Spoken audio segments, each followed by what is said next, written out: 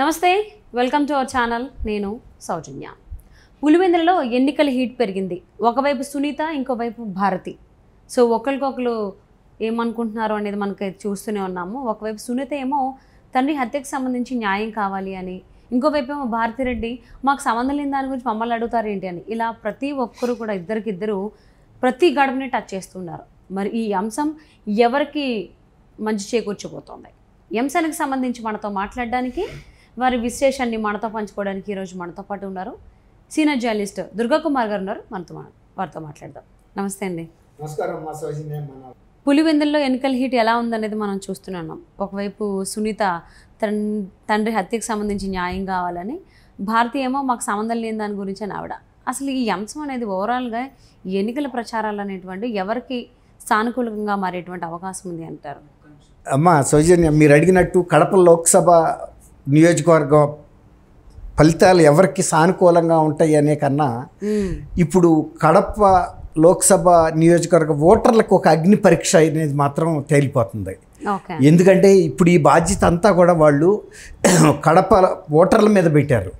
ఎలా అంటే వివేకానంద రెడ్డి గారి హత్యే కేంద్ర బిందువుగా ఈ ఎన్నికలు జరుగుతున్నాయి. వివేకానంద గారి హత్య చేసింది ప్రజలందరికీ తెలుసు, కడపలో జిల్లా ప్రజలకి తెలుసు, దేవుడికి తెలుసు, పైన చిన్నాన్నకి తెలుసు అంటున్నాడు ఎవరు? జగన్మోహన్ రెడ్డి గారు. వీళ్ళు ఏమంటున్నారంటే ఈయన్ని చంపింది కుటుంబీకులే, అంతకుల్ని కాపాడుతుంది కూడా కుటుంబీకులే. అందున జగన్మోహన్ రెడ్డి గారు డైరెక్ట్గా చెబుతున్నారు వాళ్ళు ఈయన అడ్డం పడబట్టే అంతకులకి మళ్ళీ ఆయన టికెట్ ఇచ్చి మళ్ళీ ప్రజల ముందు పెట్టాడు కడప నియోజకవర్గ లోక్సభ ఎంపీగా అభ్యర్థిగా. మనం ఇది ఖండించాలి. ఎందుకంటే ఎవరైతే చంపాడో అదే ఆ కేసులో ఆయన ఎందో ముద్దాయిగా ఉన్నాడు అవినాష్ రెడ్డి గారు. కాబట్టి ఇది కేంద్ర బిందువుగానే జరుగుతుంది. ఇందులో దాపరికాలు ఏమీ లేవు, ఇద్దరు సుస్పష్టంగా ఉన్నారు. జగన్మోహన్ రెడ్డి గారు కూడా ఏం చెబుతున్నాడంటే ఇప్పుడు వరకు చెప్పని అంశం చెబుతున్నాడు. ఇప్పుడు ఏంటది? అవినాష్ రెడ్డి గారికి ఇందులో పాత్ర లేదు, మా చిన్నాన్న హత్యలో ఆయనకి పాత్ర లేదు, ఆయన మా కుటుంబీకుడు, మా కుటుంబంలో అందరికన్నా చిన్నవాడు, సౌమ్యుడు, మంచివాడు, మెత్తటివాడు, కాబట్టి అతనికి హత్యలో ప్రమేయం లేదని నేను నమ్మబట్టికే నేను మళ్ళీ పోటీకి సీట్ ఇచ్చాను. ఇది మా సొంత కుటుంబీకులే పసుపు చీరలు కట్టుకుని నా ప్రతిపక్షం వాళ్ళ దగ్గరికి వెళ్ళి కలిసి వాళ్ళు ఇచ్చిన స్క్రిప్ట్లు చదువుతున్నారు అని ఈయన చెబుతున్నాడు. వాళ్ళు ఏం చెబుతున్నారు? చంపింది అవినాష్ రెడ్డి, కేసు ముద్దాయి 8వ నెంబర్లో ఉన్నాడు, వాళ్ళ తండ్రి జైల్లో ఉన్నాడు. అసలు బయట వాళ్ళకి హత్యతో ప్రమేయం లేదు, కుటుంబీకులు అంతర్గతంగా కుట్రపడిని కోల్డ్ బ్లడెడ్గా చంపేశారు. చాలా గమ్మున, అంటే అసలు బయటికి సౌండ్ రానివ్వకుండా చంపేశారు.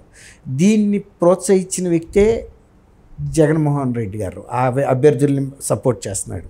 మేము ప్రతిపక్షాలతో కలవలేదు, మేము మా చిన్నాన్న ఆత్మకి శాంతి కలగటానికి పోరాడుతున్నాం.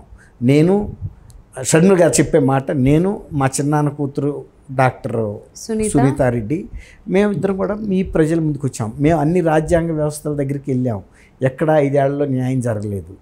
మీరిచ్చిన అధికారాన్ని జగన్మోహన్ రెడ్డి గారు ఈ కేసులు తన సొంత కేసులు పైకి రాకుండా వాడుకుంటున్నాడు ఈ అధికారాన్ని, అంతే తప్ప ప్రజల కోసం ఉపయోగించలేదు. ఆయన ఒక హత్యా రాజకీయాలను ప్రోత్సహిస్తున్నాడు, అవినీతి రాజకీయాలను ప్రోత్సహిస్తున్నాడు. దోసుకోవటం దాచుకోవటమే. అసలు రాజశేఖర్ రెడ్డి గారికి వారసుడని చెప్పుకునే అధికారం ఆయనకి లేదు, అర్హత ఆయనకి లేదు. ఇప్పుడు ఇవన్నీ కూడా బహిరంగంగా చర్చ జరుగుతున్నాయి. మేము కొంగు జాపి న్యాయం అడుగుతున్నాం. మీరు ఓటర్లే న్యాయం చేయాలి, సమాజమే న్యాయం చేయాలి. మేము అందుకని ప్రజల ముందుకే వచ్చాం, ప్రజలనే న్యాయం అడుగుతున్నాం. ఇంకా ఏ వ్యవస్థల్లోనూ కూడా 5 సంవత్సరాల్లో ఏం జరగలేదు. మనం ఎవరైతే మనందరికీ ప్రియమైన నాయకుడు వివేకానంద రెడ్డి గారు, మీ అందరికీ ఏదో ఒక సమయంలో ఏ చిన్న సమస్య వచ్చినా పెద్ద సమస్య వచ్చినా తన భుజాన్ని వేసుకుని మీ అందరికీ సహాయం చేశాడు, మనందరిలో ఒకటిగా బతికాడు. రేపు ఆయన ఉంటే కూడా అందరికీ ఉపయోగపడే వ్యక్తి. కానీ వీళ్ళు కక్షపూరితంగా రాజకీయ కుట్రతో ఆయన్ని దారుణంగా హత్య చేశారు. అంటే వివేకానంద రెడ్డి హత్యకు సంబంధించి అటు సునీత ఏ రకంగా గడప గడపకు తీసుకెళ్తున్నారో చూస్తున్నాం. కానీ ఆవిడేమో హత్యకు సంబంధించి వీళ్ళు అని చెప్తున్నారు, మాకు అసలు సంబంధం లేదనేమో వైఎస్ భారతి చెప్తున్నారు. అంటే అక్కడ ఉన్నటువంటి పులివెందుల ప్రజలు కావచ్చు, కడప జిల్లా ప్రజలు కావచ్చు, ఎవరి వైపు చూస్తారు? భారతిరెడ్డి వైపా మాకు సంబంధం లేదు అని అంటున్నారు, కానీ ప్రతి అంశంలో భారతిరెడ్డి పేరు వినిపిస్తుంది. సునీత ఏమో మా నాన్నకు సంబంధించి ఎవరెవరు ఏం చేశారు, ఎవరెవరు ఎక్కడున్నారు, ఎప్పుడు ఎవరు ఫోన్ చేశారు, ఏం మాట్లాడారు అనేది పక్కన పెడితే ఎవరు ఫోన్ చేశారు, ఎవరెవరికి ఫోన్ చేశారు అనేది క్లారిటీ ఉంది. సో మరి ఈ రెండు అంశాలు ఏ విధంగా చూసేటువంటి అవకాశం ఉంది కడప జిల్లా ప్రజలు? ఇప్పుడు నేను చెప్పాను కదా సౌజన్య, ఇప్పుడు వీళ్ళిద్దరికి ఎవరికి సానుకూలం అని కాదు, ప్రజలకి అగ్ని పరీక్ష అని. ఇప్పుడు ప్రజల వ్యక్తిత్వానికి ఒక అగ్ని పరీక్ష. న్యాయం వైపు ధర్మం వైపు నిలబడతారా, వివేకానంద రెడ్డి గారి ఆత్మశాంతి కోసం సహకరిస్తారా, లేదు అధికారానికి దాసోహం అంటారా? అధికారం జగన్మోహన్ రెడ్డి వైపు ఉంది, ధనం జగన్మోహన్ రెడ్డి వైపు ఉంది. ఇక్కడ మనం గమనించాల్సింది ఏంటంటే ఈ హత్యలో 40 కోట్ల సుపారీ ఇచ్చారు ఈయన వివేకానంద రెడ్డి గారి హత్యలో 40 కోట్ల సుపారీ పెట్టారు. అంటే ఎవరు పెట్టారు?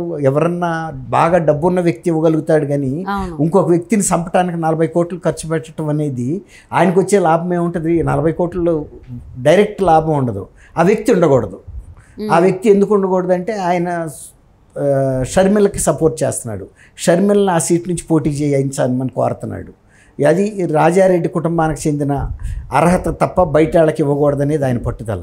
ఇప్పుడు ఆయన్ని సంపాల్సిన అవసరం ఎవరికి ఉంది?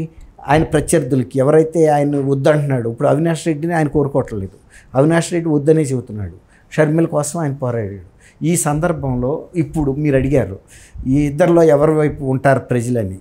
ధర్మం న్యాయం, ఇప్పుడు జగన్మోహన్ రెడ్డి గారు ఒక మాట పదే పదే వాడుతున్నాడు, కడప జిల్లా ప్రజలకు వాస్తవాలు తెలుసు అంటున్నాడు. నిజంగా వాస్తవాలు తెలుసా లేదా అనేది రేపు ఎలక్షన్లో మనకు తేలుతుంది.